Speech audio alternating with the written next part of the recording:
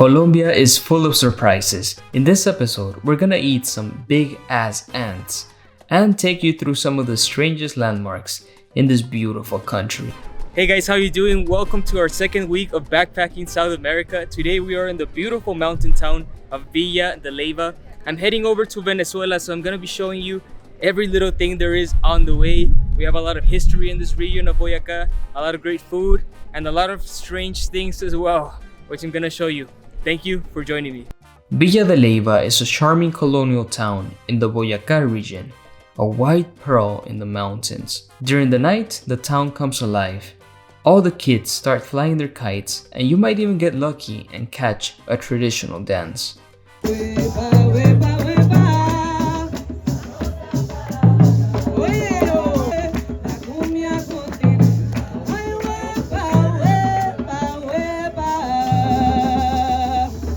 But what interested me more about Villa de Leyva was not the town itself, but the things you can find around it.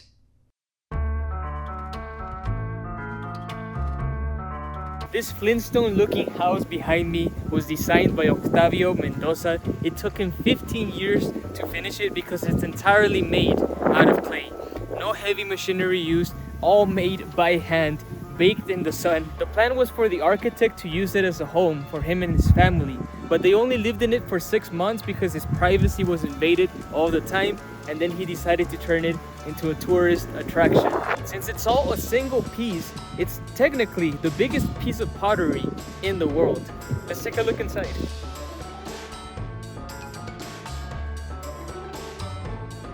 Walking into the terracotta house is a total fever dream.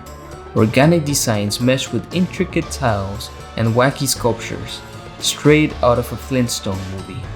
Would you want to live in this house?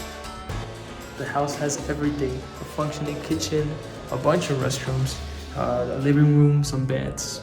It has electricity. It's amazing. Yeah, very whimsical. I like it. But our next destination is no less strange.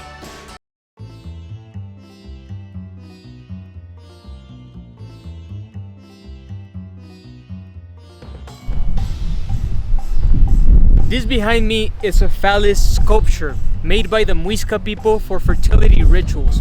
Once the Spanish arrived in the site and they saw the big field of dicks, they decided to topple down the phalluses, and they called the place El Infiernito, the little hell, since they believed the people here were worshipping the devil. It would only be centuries later, when Colombian anthropologists took interest in the site, they decided to do some more excavations. They figured out the purpose of the solar calendar, and they decided to erect the phalluses back to their original position. And there's like a dozen of them all around the site. Quite a fascinating place. This line of pillars behind me might look like just some rocks, but they're actually a solar calendar devised by the Muisca people to determine the beginning of the winter solstice and the summer solstice. Yeah, don't let the penises fool you. These people were smart as hell. Boyacá is home not only to fertility columns, but to a very special fossil, Chronosaurus boyacensis, a marine monster that roamed these waters when all this region was submerged. The dinosaur was 9.4 meters long and weighed around 9 tons. The fossil was discovered in this very same spot, and the community has fought for 40 years to keep it here. It's incredible. It's the only known specimen of this species that we've discovered. Now we head north to the department of Santander. So we made it to San Gil, the capital of Santander. This region is blessed with beautiful landscapes, perfect for extreme sports like canyons, rapids, and mountains. But we're gonna be heading to what many call the most beautiful town in Colombia, Barichara.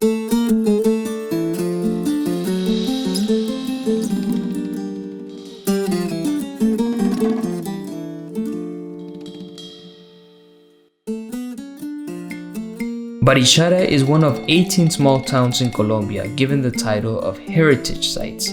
The white colonial buildings against the green hills of Santander make this town extremely photogenic. Barichara even served as an inspiration for the movie Encanto. You might see the similarities. Yeah, I think this does deserve the title of most beautiful town in Colombia. It's amazing. One of the things you cannot miss when you come to Barichara is do the Royal Highway, El Camino Real, which takes you from Barichara to Guane, another small town in the mountains, and you get a view of the beautiful canyon.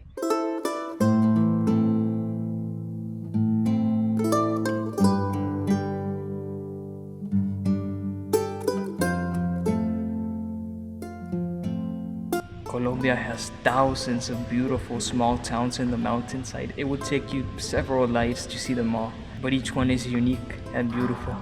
After so much hiking, my body needed some nourishment, and what better way to feed it than by trying one of Santander's most iconic delicacies, big-butted ants, or as they're known here, hormigas culonas. So I had to go to the market to find some ants, and I stumbled across this old man who explained to me the process of collecting these delicious insects. ¿Y cuál es la temporada de las hormigas? Es la época de ellas. Ellas se empiezan a salir en las épocas de lluvia, cuando empiezan las lluvias en abril y mayo. Tienen que haber 3 aguaceritos duros, buenas lluvias y después un sol radiante, y ese día las vemos después en el sol, o sea, uno mira hacia el sol y ellas andan volando ahí. Mejor dicho, aquí se come con arepitas o se come con maíz tostado y la culona. Ya hacen hamburguesas, ya hacen comidas especiales con la hormiguita también, con la culona también hacen ya comidas especiales. Entonces, pues es la tradición de nosotros aquí. These are big-butted ants of Colombia. They're called hormigas culonas. This is because they have a big butt. This is my first time trying them. The smell is kind of funky, but let's see how they are.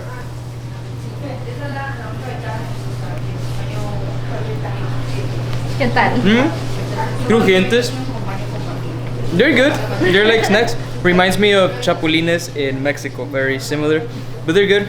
They're a tasty snack and they have a lot of protein too. I like them. Any trip through Santander would be incomplete without playing the original game of Tejo. This game was invented by indigenous communities, and it goes like this.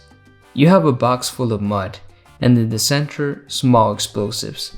The objective? Use this metal disc to hit the explosives. The more explosives you blow, the more points you get. But trust me, it's harder than it looks. Every game of Tejo must be accompanied by a nice cold beer as well. I told you San Gil was home to extreme sports, and I couldn't leave the city without trying at least one: paragliding over the Chicamocha Canyon. It's my first time paragliding. I'm a bit scared. Parapente San Gil, mi nombre es Hugo, soy tu piloto, mucho gusto, Eso, bienvenido. Hugo, vamos. Estamos con Saúl, vamos a volar parapente. Y sin miedo.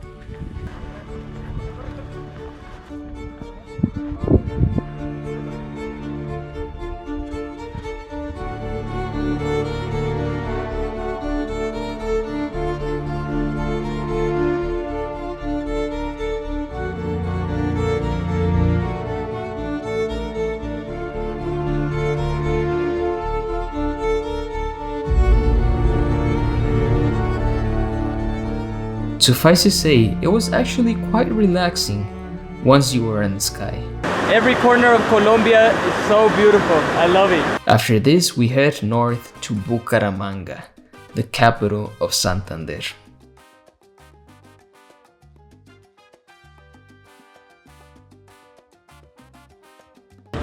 There's not a lot of things to do around the city, so I just stopped here for 2 nights because tomorrow we're heading towards the coast of Colombia to meet a very special people group, the Wayuu.